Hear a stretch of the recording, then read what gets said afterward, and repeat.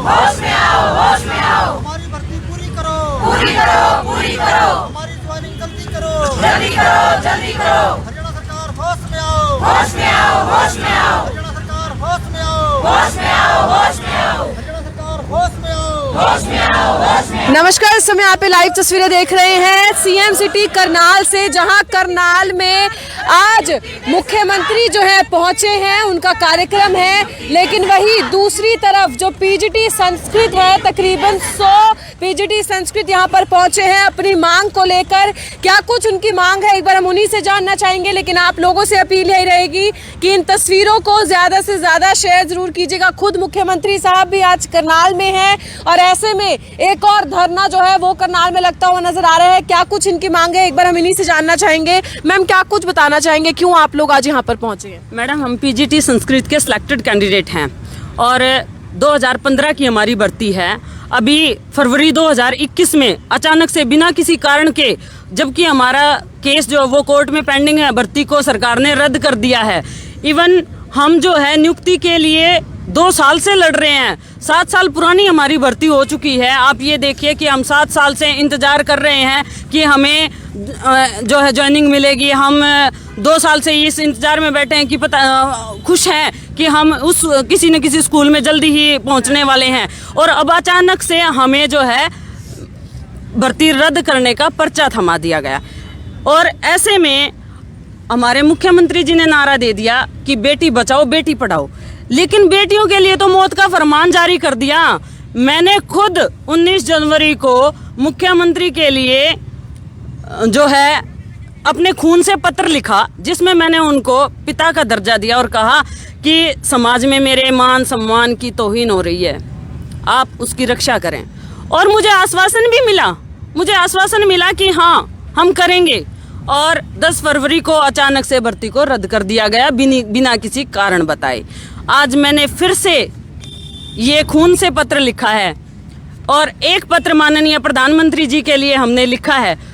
हम अब ये कह रहे हैं कि आपने नारा दिया था बेटी बचाओ, बेटी पढ़ाओ। आज यहाँ बेटियां इकट्ठी हुई हैं, हमारे जीवन की रक्षा करें। आज हम मान सम्मान की नहीं, अपने जीवन की रक्षा के लिए माननीय मुख्यमंत्री जी से निवेदन कर रहे हैं। क्योंकि ये जो भर्ती रद्द करने का पर्चा हमारे हाथ में थमाया गया है, इसको हमने मौत का फरमान नाम दिया है। ये हमारे लिए मौत से भी बढ़कर सजा है। हमें बेटी होने की ये सजा मिली है कि हमारे लिए मौत का फरमान जारी किया गया है। तो आप देख सकते हैं यहाँ पर जो पीजीटी संस्कृत है वो पहुंचे हैं और जैसा कि इन्होंने बताया कि उनमें से ज्यादातर महिलाएं भी हैं, जो कि यहाँ पर आप खुद भी देख सकते हैं पहुंची हैं। संस्कृत बचाओ, गीता बचाओ का जो बैनर है वो लेकर खून से पत्र जो है वो कुछ टीचर्स द्वारा लिखे गए हैं। एक पत्र मुख्यमंत्री के नाम है और वही दूसरा प्रधानमंत्री के नाम है। और मांग केवल यही, हम आपको एक बार बताना भी चाहेंगे, 2015 में जो है भर्तियां निकली थी, 2017 तक वेरिफिकेशन भी हुई थी, 2019 में ज्वाइनिंग लेटर मिलना था, लेकिन वो अभी तक नहीं मिला। और ये सभी वो टीचर्स हैं जिनकी भर्तियां हो चुकी हैं, लेकिन इन्हें ज्वाइनिंग लेटर जो है नहीं मिला था। और अब और जो है वैकेंसीज निकाल दी गई हैं, यानी कि और लोगों को दोबारा से प्रिपेयर करने का मौका जरूर दिया जा रहा है। लेकिन बड़ा सवाल ये है कि आखिरकार जो मेहनत इन लोगों ने की या जिस तरीके से भर्तियां जो इनकी हुई थी, उसका आखिरकार क्या होगा। एक तरफ आज मुख्यमंत्री का करनाल में ही एक प्रोग्राम है, वो खुद करनाल पहुंचे हैं, और वही दूसरी तरफ उन्हीं की अपनी बेटियां जो है, यानी कि हरियाणा की, करनाल की जो बेटियां हैं, वो यहाँ पर धरने पर बैठी हैं अपनी मांगों को लेकर। कुछ और यहाँ पर हमारे साथ टीचर्स मौजूद हैं, पीजीटीज मौजूद हैं, उनसे भी हम जानना चाहेंगे। मैम, आप क्या कुछ बताना चाहेंगे, क्या मैसेज देना चाहेंगे मुख्यमंत्री साहब? वैसे तो मुद्दा सबको पता ही है, लेकिन फिर भी मैं आपके ध्यानार्थ बताना चाहूँगी कि 2015 में निकली पीजीटी संस्कृत की भर्ती थी, जिसका फाइनल परिणाम 1 जनवरी 2019 को घोषित हुआ था। उसके साथ साथ निकली हुई जितनी भी भर्तियां थी, उन सबको ज्वाइनिंग मिल गई। फिर हमारे विषय का क्या कसूर था कि 2 वर्ष से ऊपर का समय बीत जाने पर भी हम सिर्फ कोर्ट के धक्के खाते रहे। और उसके बाद भी अगर परिणाम सकारात्मक होता तो शायद हम संतोष कर लेते। लेकिन आज परिणाम ये है कि मुख्यमंत्री जी की सिटी में उनके प्रदेश की 400 बेटियां यहाँ सड़कों पर धक्के खा रही हैं। अगर हम विज्ञापन की शर्तों को पूरा नहीं करते तो हमारा कसूर है, लेकिन हमें बता तो दिया जाए कि हमारा कसूर क्या है। जो भी विज्ञापन की शर्तें थी वो सब हम पूरी करते हैं, योग्यता के पूरे मापदंडों पर हम खरे उतरते हैं।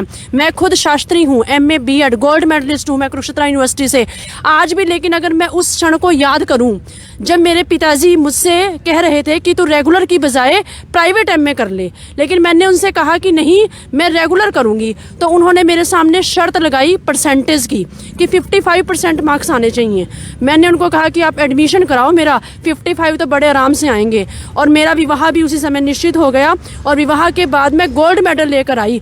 दोनों घरों में जो दुगना उत्साह मुझे देखने को मिला, मेरी सास जिसने मिठाई के डिब्बे बांटे कि मेरी बहू गोल्ड मेडल लेके आई है। लेकिन मुख्यमंत्री जी अगर आप कहीं सुन रहे हैं तो प्लीज़ सुनो कि आज मुझे उस गोल्ड मेडल को देख देख के रोना आता है कि जो गोल्ड मेडल मुझे आपके प्रदेश में न्याय नहीं दे सका।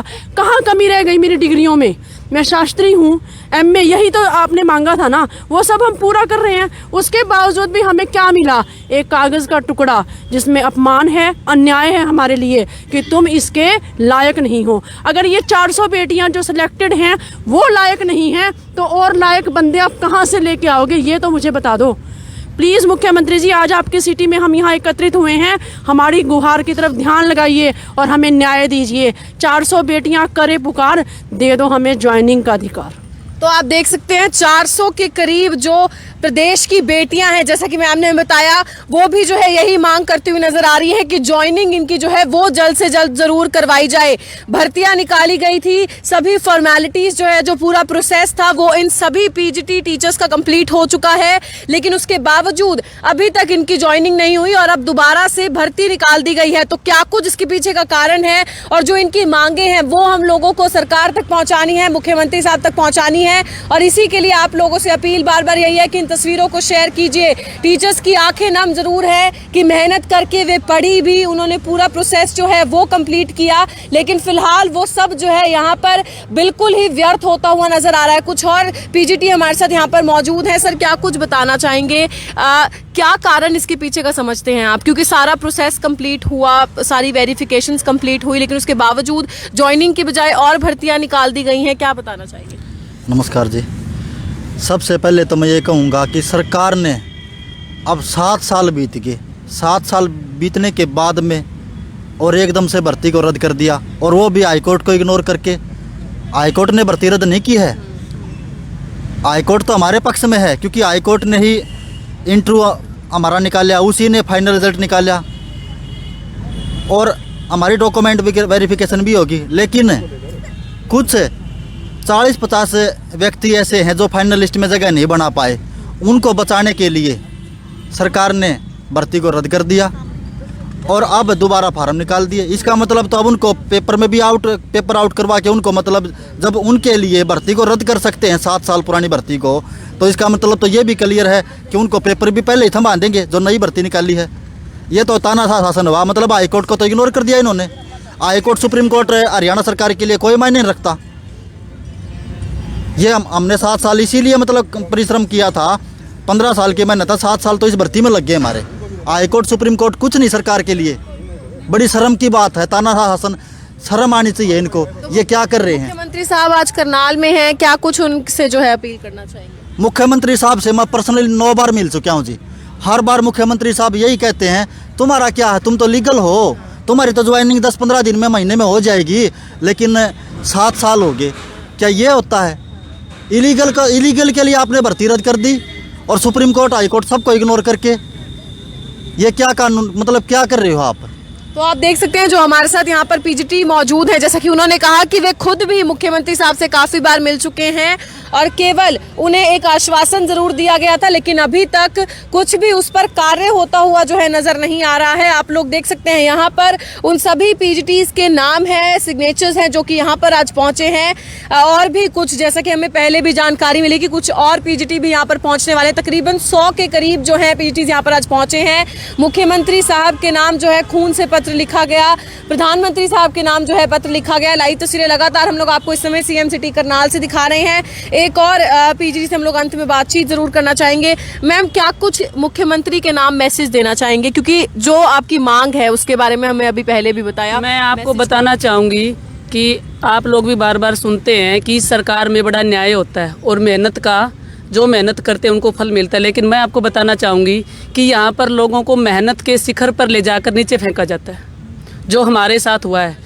और मैं ये पूछना चाहती हूँ कि बस, और मैं कुछ कहना ही नहीं चाहती, क्योंकि कहने को तो सब कुछ कह लिया। 7 साल में हमने जो नहीं चाहा, अपने परिवार को, बच्चों को, सबको छोड़ के सब कुछ कह लिया। लेकिन हम बस यही पूछना चाहते हैं कि हमारा कसूर क्या है। अगर एक बार ये कह दे कि आपका ये कसूर, हम दोबारा इस बारे में कभी बात भी नहीं करेंगे। अगर कोई हमारा कसूर बता दे, कसूर हमारा यही है कि सरकार भर्ती निकालती है, हम मेहनत करते हैं, यहाँ तक पहुँचे हैं, और सरकार अंत में ये कह दे कि हमने भर्ती गलत निकाली थी, तो भी हम सब्र कर लेंगे। अगर सरकार ये कहती कि हमारी भर्ती गलत थी, तो भी हम मान लेंगे कि ठीक है, सरकार ने गलती कर दी। अगर सब कुछ सही है, और मैं आपको एक बात यही कहना चाहूँगी, इस भर्ती का कैंसिल होने का कारण ये है कि ये ऐड के अनुसार बिल्कुल ठीक हुई है। अगर ये भर्ती ऐड के अनुसार ठीक ना होती तो शायद ये रद्द भी ना होती।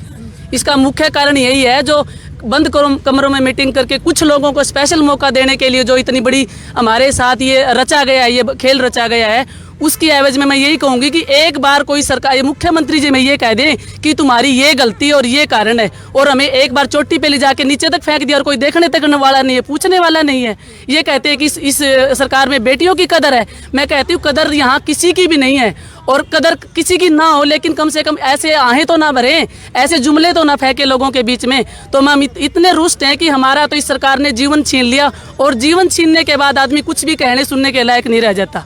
धन्यवाद। तो आप देख सकते हैं यहाँ पर अपनी डिग्रीज के साथ, डीएनसीज के साथ जो है पीजीटी यहाँ पर पहुंचे हैं, और सवाल यही पूछते हुए नजर आ रहे हैं कि आखिरकार जब 400 से भी ज्यादा पीजीटी जिनकी ज्वाइनिंग फिलहाल रहती है, उसके बावजूद और भर्तियां क्यों निकाली गई। आप लोग देख सकते हैं यहाँ पर जहाँ एक तरफ सरकार बेटी बचाओ और बेटी पढ़ाओ के नारे जो है जरूर लगवाते हैं, और उसके लिए लोगों को प्रेरित भी करते हैं, लेकिन दूसरी तरफ सीएम सिटी करनाल में ही ये जो बेटियां हैं वो धरने पर बैठी हैं, और एक ही मांग की नियुक्ति दो या मुक्ति दो, और जो कैंसिलेशन है उसे वापस लो। संस्कृत पीजीटी आज सीएम सिटी करनाल में पहुंचे थे।